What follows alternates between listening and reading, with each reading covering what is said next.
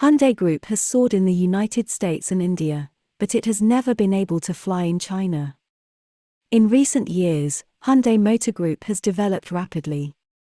Not only has its global sales continued to rise, but its status and influence in the automotive industry have continued to break through.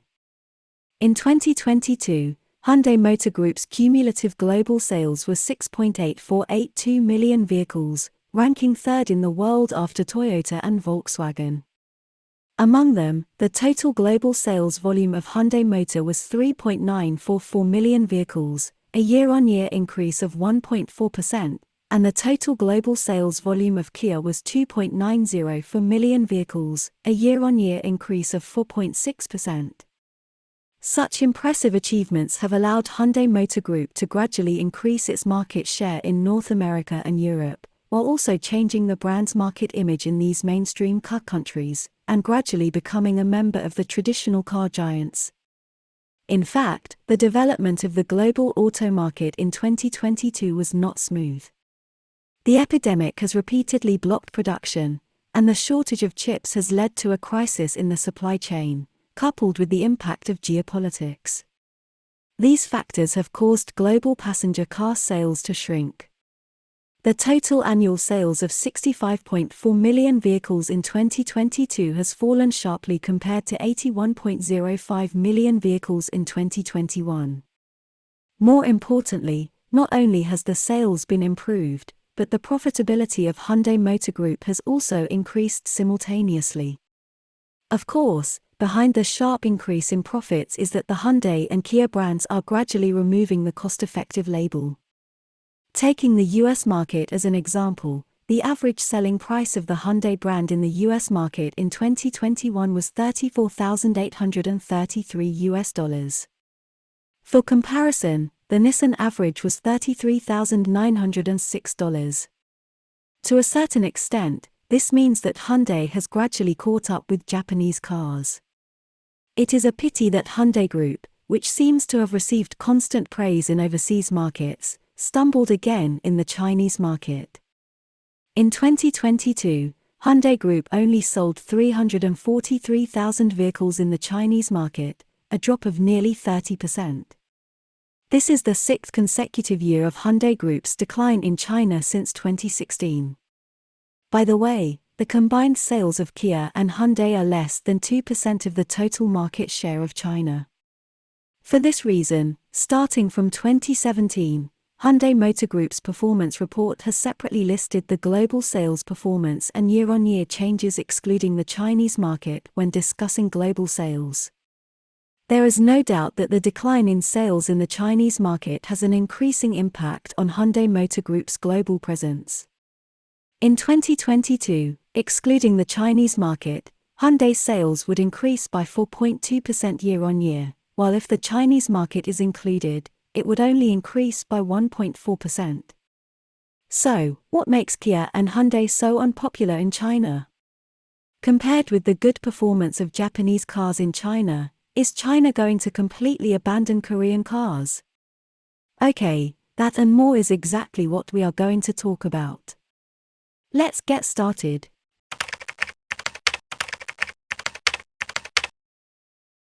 So, here comes the question, without the support of such a large market in China, how did Hyundai rush to the third place in the world? In fact, Hyundai's largest single market region is North America. 2022 still shows significant growth for the Hyundai Group in the North American market. Data show that Hyundai and Kia sold 949,000 and 859,000 new vehicles in North America in 2022, respectively, an increase of more than 10% year-on-year, and the market share of both brands in the United States is at about 5%, becoming the third largest manufacturer in the North American market in terms of sales in addition to GM and Toyota. In Europe, even though the size of the European market shrinks in 2022, reducing to 11.286 million units. However, Hyundai and Kia's sales still increased by 4.2% to 1,060,900 units, and their market share reached a record high of 9.4%. Similarly, Hyundai Group's performance in the Indian market is also very excellent. India is the third most important export market for Hyundai Motor Group overseas. Here, Kia's performance was even more surprising, with a year-on-year growth of 40.9% and annual sales reaching 255,000 units, further increasing the brand's influence in South Asia. Meanwhile, Korea is still one of the major battlegrounds for Hyundai, with total sales of 1.23 million units. By the way, the annual sales of Korea's domestic cars are only 1.68 million units, so Hyundai still holds an absolute monopoly in Korea, 73% share, which also reflects that Koreans really love to drive their own domestic cars. It can be seen that Hyundai's good performance in the global market is mainly due to the filling of the pool of sales in North America, South Korea, European market, and India.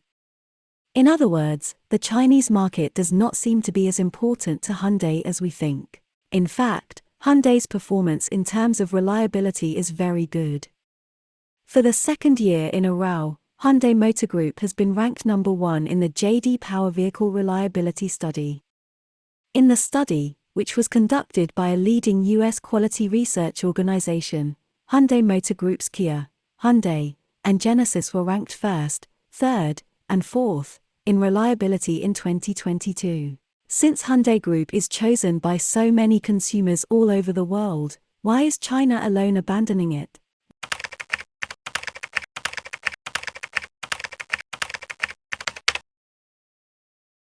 Well, first, it is because of the geopolitical issues. The THAAD incident in 2017 was an important event in the relationship between China and South Korea. The U.S. THAAD medium and long-range intercontinental missile defense radar system entered South Korea, and South Korea deployed it in spite of China's opposition, causing tension in Sino-South Korean relations. The sales of Korean cars in China were directly affected by this incident. In March 2017, the sales of Korean cars in the Chinese market were extremely bad. Hyundai Motor fell 44.3% year-on-year, and Kia Motors plummeted 68.8%. Second, the most fundamental reason is China's rapid advancement in the field of new energy electric vehicles. As the competition in the Chinese auto market gradually intensifies, Hyundai's competing products in China are no longer international giants such as Toyota, Volkswagen, and Honda, but a large number of Chinese brands that are making rapid progress. At present, Chinese brands have surpassed Korean cars in terms of design and configuration. For example, in terms of electric vehicles, Hyundai has placed high hopes on the IONIQ 5, which will soon be introduced into China. Its positioning is similar to that of BYD's Song Pius EV. However, according to the information it disclosed, the price of IONIQ 5 after it is made in China may be 300,000 yuan. While that of Song Plus EV is around 200,000 yuan. Not to mention the configuration. First of all, the price determines the final result of this game. In the context of the global goal of achieving carbon emissions, carbon peaking, and carbon neutrality, the investment in the field of new energy electric vehicles has become more determined. A large number of companies such as BYD, NIO, and CATL have grown rapidly under the guidance of policies and the support of consumers' consumption preferences. In contrast, traditional cars have experienced decades of technological stagnation and have been unable to provide consumers with new experience for a long time. New energy vehicles have substantially subverted the traditional logic of the automotive sector.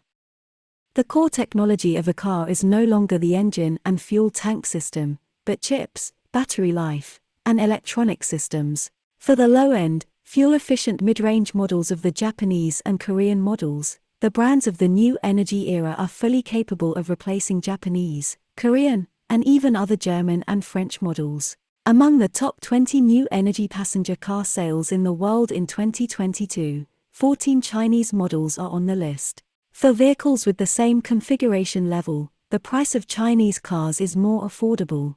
Therefore, in the wave of new technology development in China's auto industry, Korean car companies have been belatedly aware of it and gradually lost their leading positions in the market.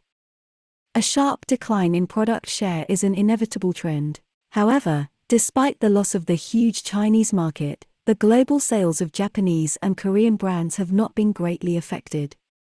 Globalization is the main direction of Korean car companies. The layout of Japanese and Korean auto companies in the global market for decades is still an advantage that Chinese auto companies cannot match. Today, for Hyundai and Kia, the Chinese market seems to be the most challenging part, and it also has a more important impact on their future development. The more urgent issue is that in the face of electrification transformation, more dedication is required, which will obviously affect whether it can be revived in the Chinese market. On a larger scale, this also has a decisive impact on the realization of global goals. Okay, that's all for today. Please put your comments below, and share your insightful ideas with other people. See you.